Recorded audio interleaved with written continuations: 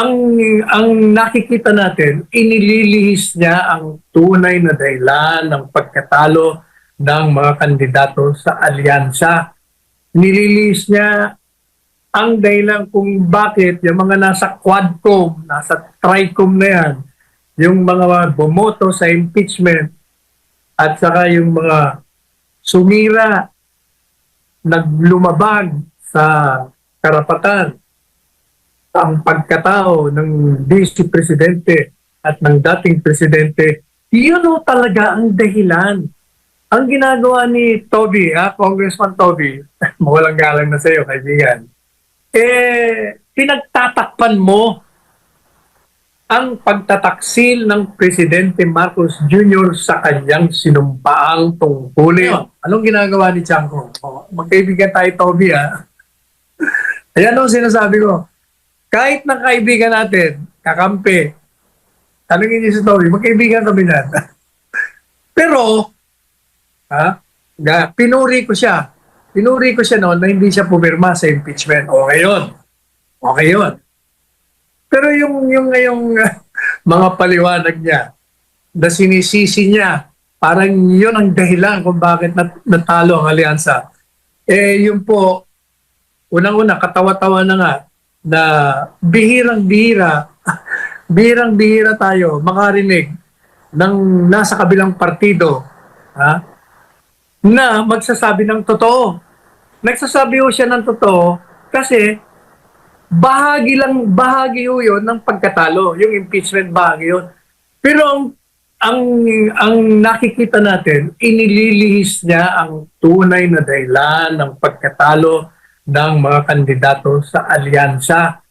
Nililihis niya ang dahilan kung bakit yung mga nasa Quadcom, nasa Tricom na yan, yung mga bumoto sa impeachment at saka yung mga sumira, naglumabag sa karapatan, ang pagkatao ng Vice Presidente at ng dating Presidente, yun o talaga ang dahilan.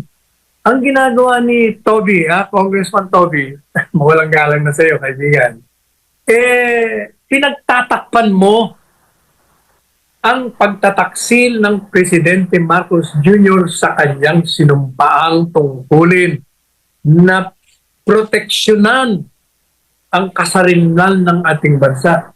Sapagkat ang ginawa niya, na pumayag siya.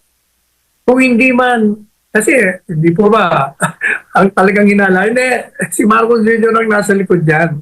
Kasi sabi ng DILG Secretary Remulla, sila daw ang nagplano niyan. Tinatanggi naman nila ngayon. Pero kahit na nga na hindi siya nagplano, pero pumayag ka Hindi naman mangyayari kung ang presidente ng bansa hindi papayag. Isang utos mo lang yan. Hindi po pwedeng gawin niya yan. Hindi. Since alam niya na arestuin, hindi naman po pwedeng sabihin niya, hindi ko alam. Dahil hindi naman gagalaw yung mga yan kung hindi mo alam. Hindi lang yan. Actually, hindi gagalaw talaga yan kung hindi ka umuo. O madalit sabi, dahil pumayag ka, doon nagalit ang taong bayan. Yun talagang dahilan. Ang ginawa niyong programa ng paghihiganti at ang maling pag-uusig at paninira, pagsira sa reputasyon at pagwasak sa ligasiya at mandato na ibinigay ng dating Presidente Duterte dito sa ating bansa, yun ang naging dahilan kung bakit nag-alsa. Mabuti nga yung pag-aalsa nila sa pamamagitan lamang ng balota at hindi sa madugong pag-aalsa. Sa balota nila pinadahan. Kaya nakita mo, naglagapak lahat ang mga nanira kay Presidente Duterte.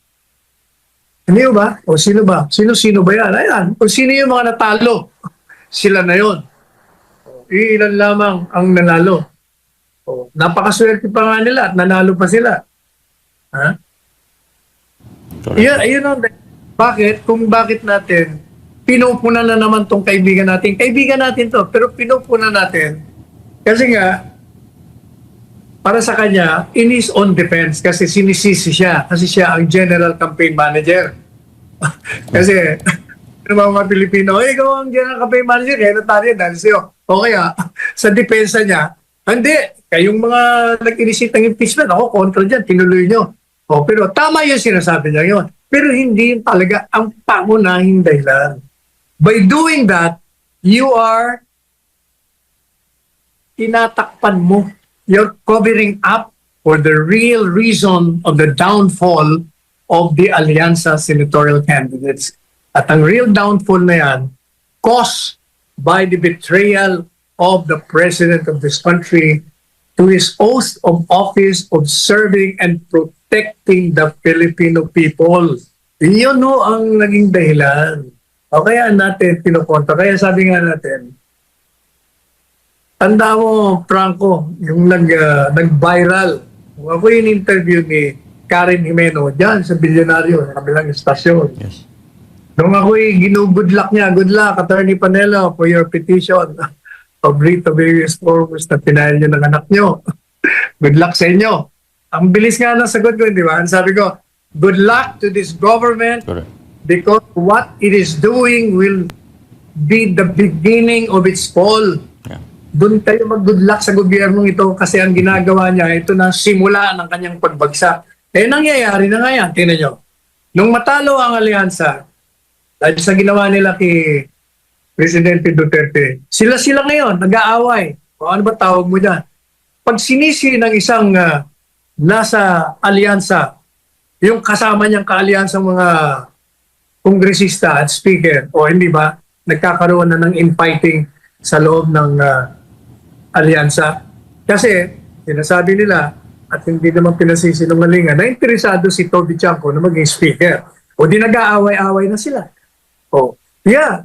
Pangalawa, yung pagkatalo ng maraming kumontra sa mga Duterte, ang nanira sa kanila, umpisa na ng pagbagsak yun. Kasi kung nanalo sila, o ibig sabihin, ang Pilipino, tampi sa kanila.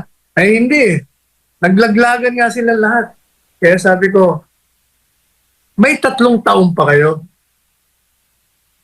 Presidente Marcos Jr., anong gagawin niyo? Ako, unsolicited advice. Ang gagawin niyo lang, ibabalik niyo lang dito si Presidente Duterte. Medyo tataas ang rating niyo. At saka magiging consistent kayo sa posisyon na walang jurisdiction. At gawin nyo na yung mga hindi nyo nagagawa ng 3 taong nakaraan. Para hindi na lalong mag-alma at magalit ang taong bayan. Otherwise, kung hindi nyo po gagawin, maniwala kayo. Yung sinasabi kong this will start the beginning of its fall. Nag-start na nga tuloy-tuloy na ho yan. So, tayo ng bagong pagpapalit ng mga may hawak sa kapangyarihan. At ayaw sana nating mangyari yun.